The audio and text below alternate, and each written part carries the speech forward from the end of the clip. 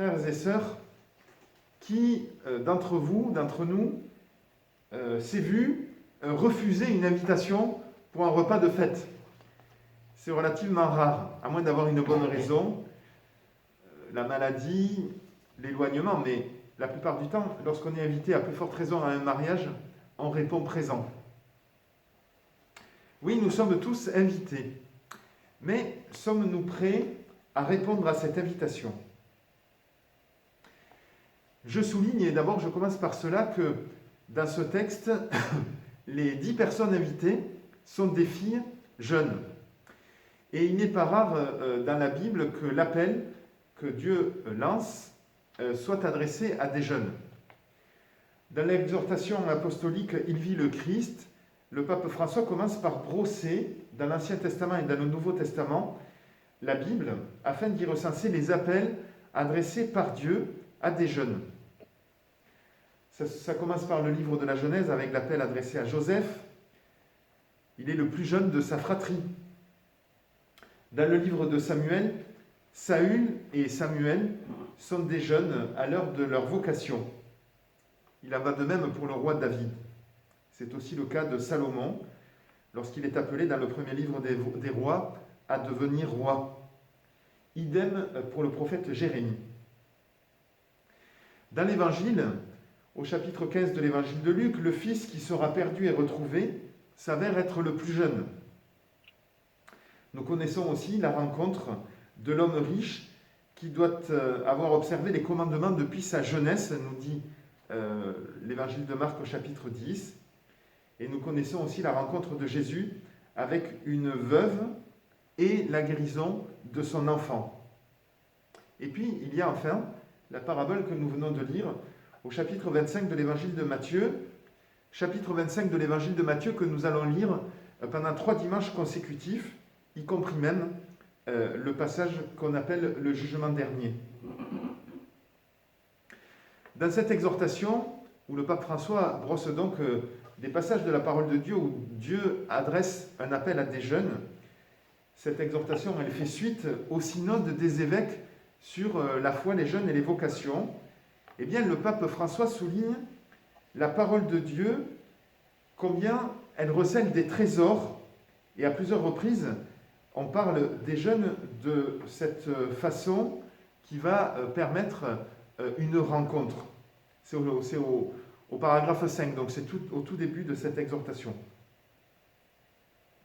La semaine dernière, pour la fête de la Toussaint, j'évoquais Carlo Acutis, ce jeune Italien de 15 ans, mort d'une maladie grave, qui avait donc témoigné d'une grande foi, qui avait mis ses talents de jeune geek au service de l'Église, et que l'Église donc a canonisé le mois dernier pour reconnaître que dans ce jeune mort à l'âge de 15 ans, il y avait un visage de sainteté.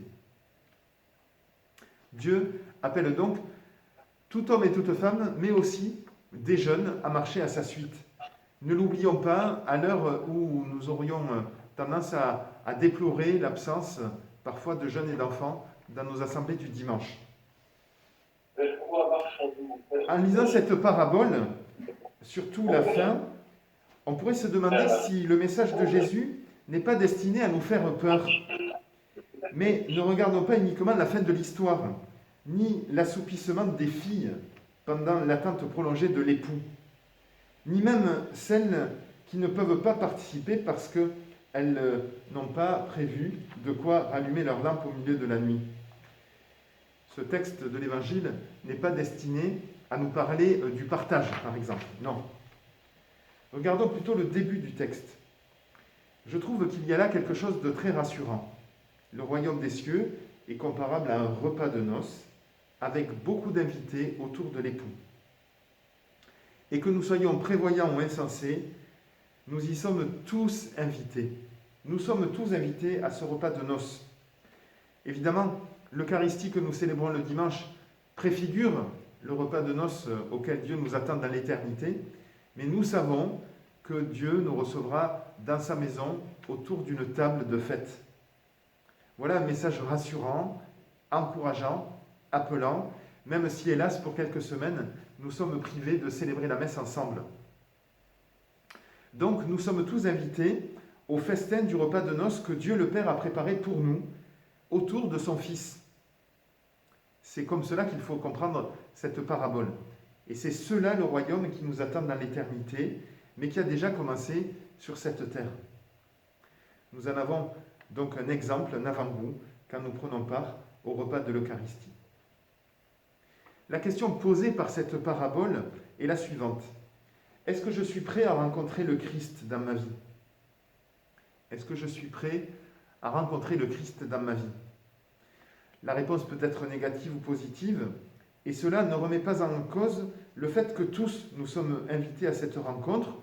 Soulignons que le nombre de jeunes filles qui y participent, 10, le signifie. Nous faisons des choix dans la vie.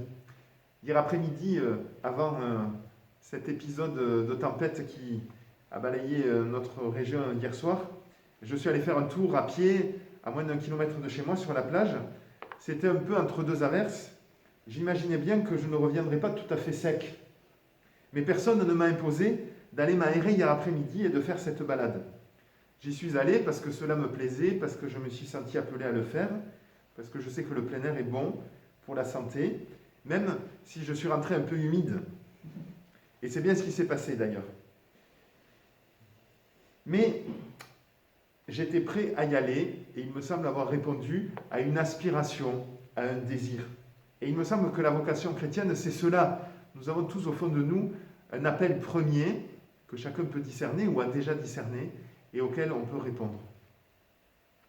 Il en va de même pour ces jeunes filles insensées de la parabole de l'Évangile. Elles ont été invitées toutes les 10 à la noce, mais personne ne les a invitées à s'y rendre. Qui de nous, d'ailleurs, je le disais en introduction, a refusé un jour une invitation à un mariage? C'est très rare. Quand on est invité, on y va. Ces jeunes filles, ils sont donc allées parce qu'elles se sont senties appelées, qu'elles pensaient que c'était bon pour elles et certainement bon pour les personnes qu'elles allaient y rencontrer. Quand elles se sont retrouvées au beau milieu de la nuit, sans huile dans leur lampe pour la moitié d'entre elles, elles ne pouvaient que s'en prendre à elles-mêmes et pas aux autres. Elles n'avaient pas d'huile de secours parce qu'elles n'étaient pas prévoyantes, nous dit le texte, et le fait de ne pas être prévoyantes montrait tout simplement qu'elles n'étaient pas prêtes. Aller à la rencontre du Christ exige une attitude personnelle, une préparation intérieure. Et là se trouve, me semble-t-il, la clé de compréhension de ce passage de l'Évangile. Nous sommes tous appelés à aller à la rencontre du Christ, mais peut-être que tous, nous n'y sommes pas prêts. Et puis, se préparer à la rencontre avec le Christ, n'est-ce pas l'affaire de tous? On pourrait croire que c'est l'affaire des personnes malades, des personnes âgées, mais non. Aller à la rencontre du Christ, c'est une quête de chaque jour et pour tout chrétien. Cela nous remet donc face à une question importante dans notre vie, la question du temps qui passe. Dans cette parabole d'ailleurs, les lampes à court d'huile pendant la nuit sont le signe du temps qui passe. Quand j'imagine l'huile dans le réservoir de chacune de ces lampes, je ne peux m'empêcher de penser aux 5 crèmes dont nos fronts ont été marqués au baptême et à la confirmation. Cette huile signifie que notre vie de foi nous imprègne en profondeur, mais aussi qu'elle nous marque pour la vie. L'huile, ça marque pour la vie.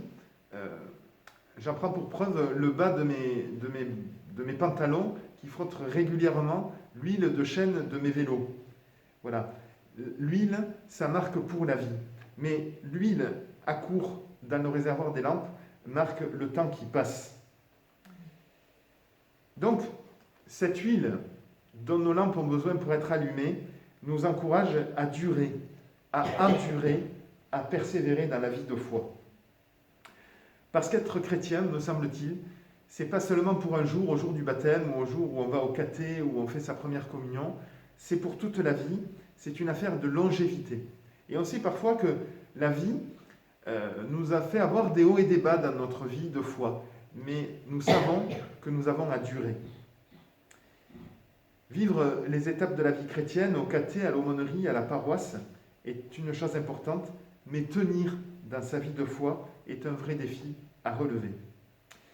Et je termine en soulignant combien des temps forts, des rassemblements, des pèlerinages, des JMJ, des jamborées, une retraite spirituelle sont des grands rendez-vous importants pour notre vie de chrétien dont nous avons besoin, mais l'endurance de chaque jour dans la durée l'est tout autant, et cela passe par les petites choses du quotidien qui nous recentrent sur l'essentiel, le Christ. C'est cela, être le veilleur, dont Jésus parle à la fin de cette parabole. Veillez donc. Amen.